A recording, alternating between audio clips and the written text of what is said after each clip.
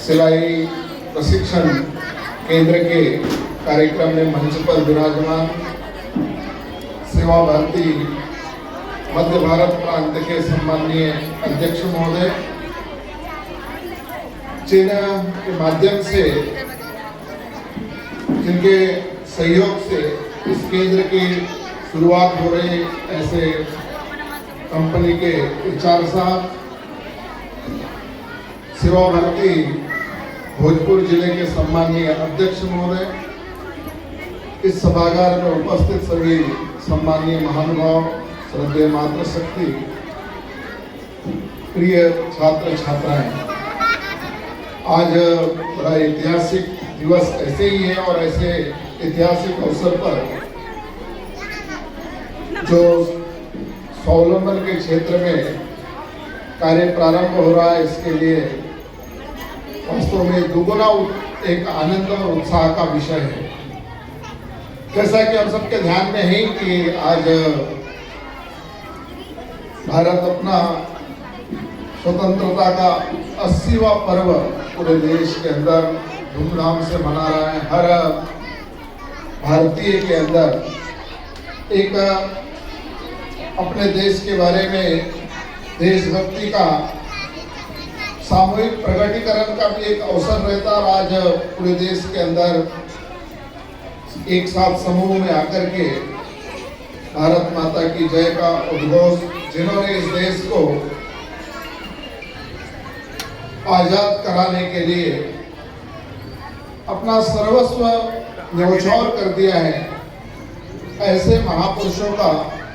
ऐसे वीर वीरांगनाओं का स्मरण करके उनसे आज प्रेरणा लेने का, उनके प्रति श्रद्धा सुमन अर्पित करके उन्होंने जिस संकल्प के साथ काम किया, उस संकल्प को पूरा करने के लिए, अपने आप को कटिबद्ध होने के लिए एक मन में भाव जागृत करने का आज का अवसर रहता है। भारत आजादी के बाद निरंतर आगे बढ़ रहा है।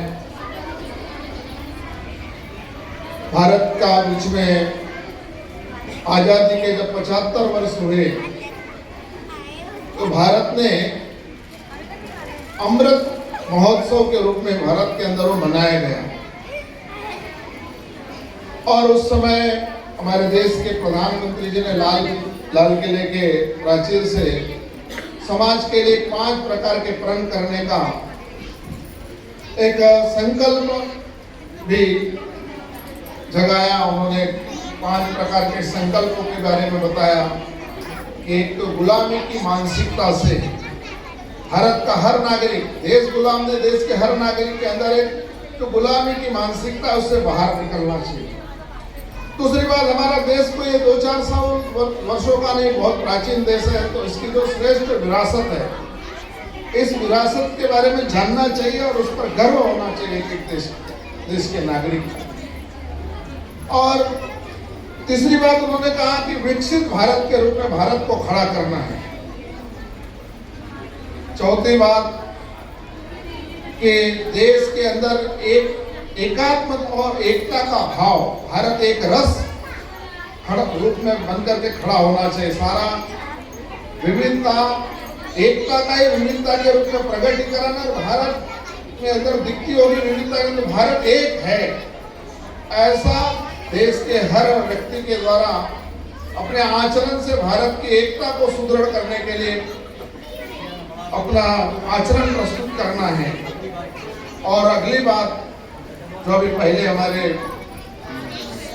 एचआर साहब ने भी कहा, कर्तव्य, अधिकार तो है किंतु एक कर्तव्य भी व्यक्ति, संविधान ने जो अधिकार दिए हैं, तो 11 प्रकार के कर्तव्यों के बारे में भी